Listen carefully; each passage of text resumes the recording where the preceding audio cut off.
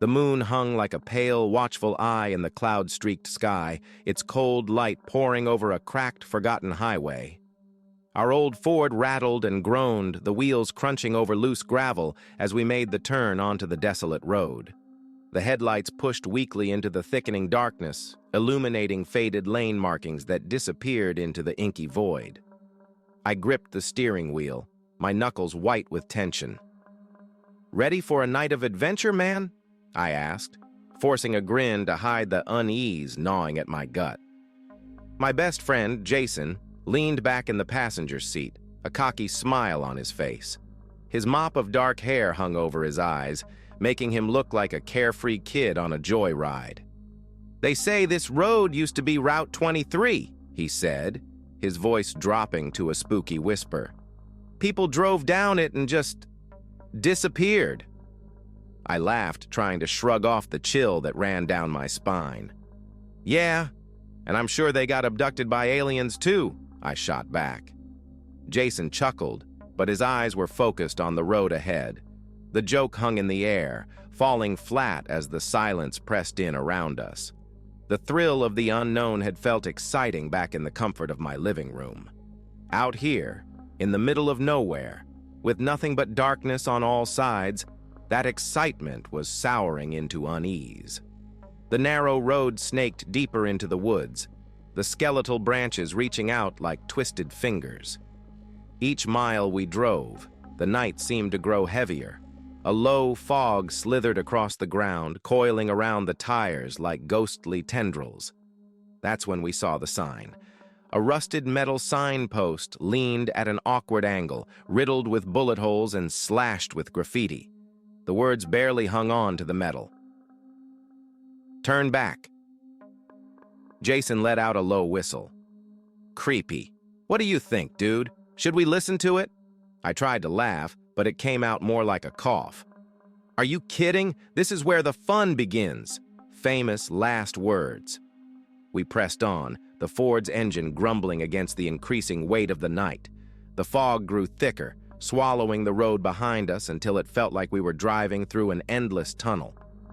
The GPS glitched out about 5 miles back, the screen frozen in place, refusing to recalculate.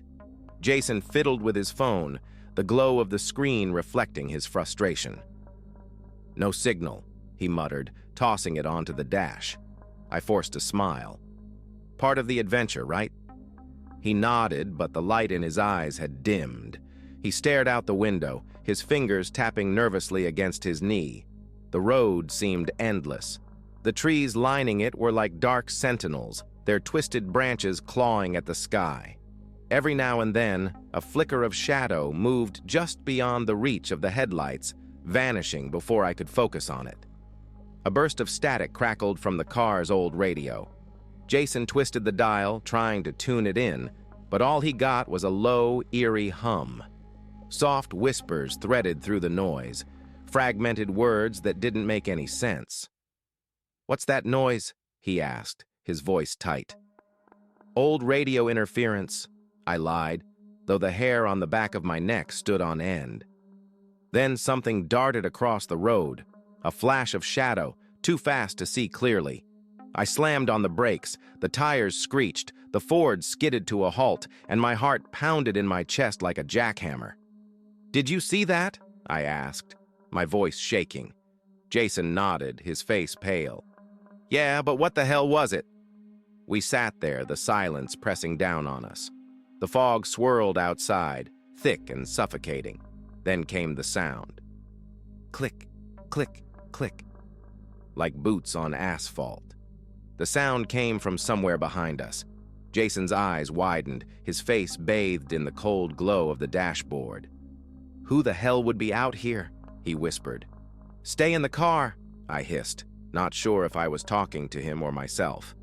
The clicking grew louder, closer. My hands trembled as I looked into the rearview mirror, expecting to see something, but there was nothing. Just the empty road and the swirling fog. The clicking stopped. Jason's voice was barely above a whisper. "Drive!" I didn't need to be told twice. The Ford's engine roared as I slammed on the accelerator. We sped down the road, the fog twisting and coiling in our wake. Then the headlights caught it, a figure standing in the middle of the road. It was tall, unnaturally thin, draped in a tattered hooded coat that fluttered in the windless night. But the most unsettling part was its face. There was no face, just a smooth, blank expanse where eyes, a nose, and a mouth should have been. I yanked the wheel hard to the right, narrowly avoiding the ditch. The Ford fishtailed, gravel spitting out from under the tires. When I looked back, the figure was gone. "You saw that, right?" I stammered, my voice barely audible over the roar of the engine. Jason's lips trembled. "Yeah, just keep driving, man, please." But the road had other plans. No matter how far we went, the scenery stayed the same. Dense forest, choking fog, and the pale glow of the moon. The clock on the dash was stuck at 1:13 a.m. Jason stared at it, his jaw clenched. "We're not getting out of here." "Don't say that," I snapped, my voice edged with panic. "It's just a weird stretch of road."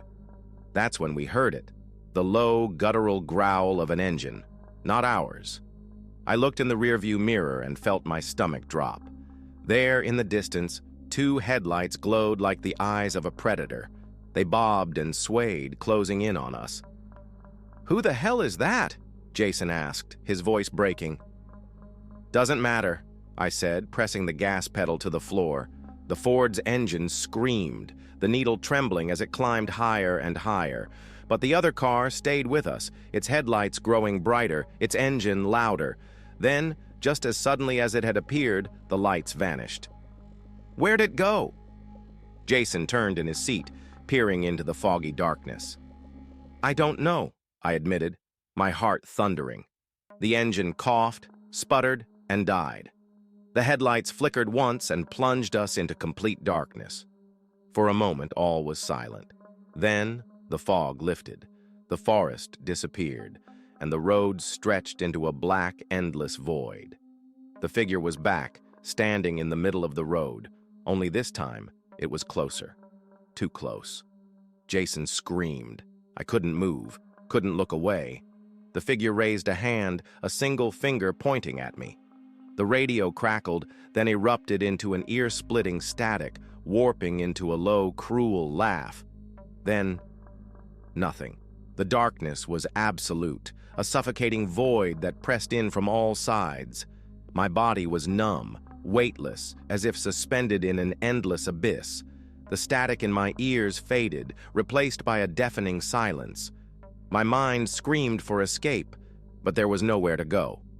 A flicker of light appeared in the distance, faint, almost imperceptible. It pulsed like a heartbeat, growing brighter with each throb. Slowly, I became aware of my surroundings. The cold ground beneath me, the damp air clinging to my skin, the distant smell of earth and decay. I wasn't alone. The light revealed the figure, standing just a few feet away. Its blank, featureless face stared down at me, impossibly smooth and devoid of life. Its skeletal hand remained outstretched, pointing at me like a judge delivering a final sentence. "You are marked," the voice repeated, cold and hollow. My throat tightened. I tried to speak, to scream, but no sound came. My body refused to obey. The figure tilted its head as if studying me. Then slowly it lowered its hand. The light flickered, casting grotesque shadows across the trees. Shapes moved within the darkness, shifting, writhing. I felt them watching, their unseen eyes boring into my soul. A new sound broke the silence, a low, guttural laugh that seemed to come from everywhere and nowhere. The figure didn't move, but the shadows around it swirled and stretched, reaching for me like claws. What do you want?" I finally managed to choke out, my voice barely audible. The laugh stopped. The figure leaned closer, its featureless face inches from mine. "Everything," it whispered. Somewhere in the distance, I heard Jason's voice. Faint, panicked, but unmistakable. "Help! Please, someone help me!" The figure straightened, its head snapping toward the sound. It didn't speak, but the air around me seemed to vibrate with dark intent. Without warning, it turned and vanished into the fog, leaving only the echo of its footsteps behind. I gasped for breath, my body trembling. My heart raced as I struggled to stand, every muscle screaming in protest. Jason's voice called out again, closer this time. Against my better judgment, I followed it. The forest seemed to shift as I moved, the trees warping and twisting around me. The ground was uneven, slick with unseen roots and mud. The fog grew thicker, clinging to me like a living thing. "Jason!" I shouted, my voice hoarse. "Where are you?" Silence. Then a scream, raw and desperate. I stumbled toward the sound, adrenaline propelling me forward. The trees opened into a clearing, and I froze. Jason was there, crouched on the ground, his hands covering his head. The figure loomed over him, its shadow stretching impossibly long. The static returned, louder than ever, and Jason's screams cut through it like a knife. "Please," he begged, "don't hurt me." The figure didn't respond. It raised its hand again, pointing at Jason. "No!" I shouted, stepping into the clearing. "Leave him alone." The figure turned its head toward me, and for a moment, the static stopped. The air was heavy with anticipation, every sound swallowed by the oppressive silence. "You are already marked," it said, its voice cold and final. Jason looked up at me, his face twisted with fear and guilt. "Evan, I'm sorry, I couldn't—" Before he could finish, the figure moved. In an instant, its shadow engulfed him, the darkness swallowing him whole. His screams echoed through the clearing, growing fainter until they were gone. Then silence. I stood there, trembling, the fog curling around my feet. The figure was gone. Jason was gone. The forest was still, the air heavy with a sense of finality. I turned back the way I'd come, desperate to escape. The path twisted and turned, the trees stretching endlessly into the fog. My breaths came in shallow gasps, my legs weak beneath me. Finally, I stumbled back onto the road. The Ford was there, exactly as we'd left it. I climbed inside, my hands shaking as I turned the key. This time, the engine roared to life. The headlights flickered on, illuminating the empty highway ahead. I drove. The road stretched endlessly, the trees blurring into a dark, oppressive tunnel. The clock on the dash was still stuck at 1:13 a.m. No matter how far I went, the scenery never changed. The same skeletal trees, the same suffocating fog. The static returned, faint at first, then louder. A voice threaded through it, soft and mocking. "You can't leave." Tears streamed down my face as I gripped the wheel, my knuckles white. The headlights caught movement ahead, a figure standing in the middle of the road. It raised its hand, pointed. I don't know how long I've been driving. The road is endless, the night unbroken. I can't stop. I can't turn around. The figure appears again and again, always ahead, always pointing. The static never leaves, a constant reminder that I am not alone. I am marked. The quiet of the dawn was deceptive. Even as the pale sunlight streaked through the twisted trees, I couldn't shake the feeling that something was watching me. The road stretched ahead like a scar, its cracked surface disappearing into the horizon. Every step I took felt heavier, the emptiness inside me growing with each passing second. My mind raced, replaying the events of the night. Jason was gone. The Ford was destroyed. And I wasn't the same. Something had changed, something that wouldn't leave me. The sound of boots, click, click, click, still echoed in my head, a cruel rhythm that refused to fade. I glanced over my shoulder, half expecting to see the faceless figure emerging from the mist. But there was nothing, just the broken road and the endless forest. I pressed on, my feet dragging across the asphalt. I didn't know where I was going. I just knew I couldn't stay. The road seemed alive, its jagged cracks pulsing with an unnatural energy. I could feel it beneath me, calling me back, pulling me deeper into its grasp. Marked forever. Hours passed, or maybe it was minutes. Time felt meaningless now. The world around me was eerily silent, the birds and insects conspicuously absent. Even the wind seemed to avoid this place. I reached into my pocket, my fingers brushing against cold metal. My phone. I pulled it out, but the screen was shattered, the display dark, useless. I tossed it to the ground, frustration bubbling up inside me. The sound of crunching gravel snapped me out of my thoughts. My head whipped around and my heart seized in my chest. There, in the distance, was the figure, standing motionless in the middle of the road. Its faceless head tilted slightly as if studying me.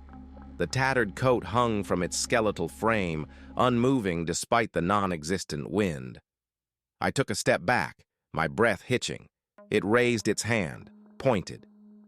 I turned and ran, the cracked asphalt blurring beneath my feet. My lungs burned, my legs screaming in protest. But no matter how fast I moved, I couldn't shake the feeling that it was right behind me, its empty face burning into my back. The forest on either side of the road blurred together, the trees bending unnaturally, their shadows reaching out like claws. My mind screamed for an escape, but the road offered none. Then, I saw it. Up ahead, the road split into two paths, each disappearing into the fog. A choice. A way out, maybe. I skidded to a halt, my chest heaving. My eyes darted between the two paths. They looked identical, each as uninviting as the other. The sound of the boots grew louder, closer. Click, click, click. The figure emerged from the fog, its long shadow stretching across the split. It didn't stop. It didn't hurry. It just walked, the weight of inevitability behind every step. I didn't wait to decide. I bolted down the left path, my feet barely touching the ground. The fog thickened around me, swallowing the world in a suffocating blanket. The whispering started again. "You are marked." The words twisted and warped, overlapping into a chorus of voices. They weren't just in the air. They were in my head, echoing through my mind like a broken record. The road never ends. I don't know how long I ran. Hours, maybe. The world around me was a blur of gray and black. My thoughts were fractured, splintering under the weight of exhaustion and fear. Eventually, I collapsed to my knees, the cold asphalt scraping against my skin. My chest heaved, my vision swimming. I looked up, hoping, praying, for an end to the nightmare. But the road stretched on. Ahead of me, a single sign stood crooked in the dirt, rusted and broken, its words barely legible. "Turn back." A hollow laugh bubbled from my throat. It was the same sign I'd seen at the start of this cursed journey. I had gone nowhere. The road had taken me in circles, trapping me in its endless loop. The sound of boots came again, slow and deliberate. Click, click, click. I turned, my body trembling, my heart pounding like a drum. The figure stood there, closer than ever, its faceless head tilted in mockery. The radio static returned, filling the air with its grating hum. Beneath it, the voice whispered again, soft and cruel. "You belong to us now." The figure raised its hand, pointing at me one final time. The light of dawn faded, replaced by the suffocating darkness of the void. The road disappeared beneath me, and the world dissolved into shadow. I knew then that I would never escape. The road had claimed me, just as it had claimed Jason.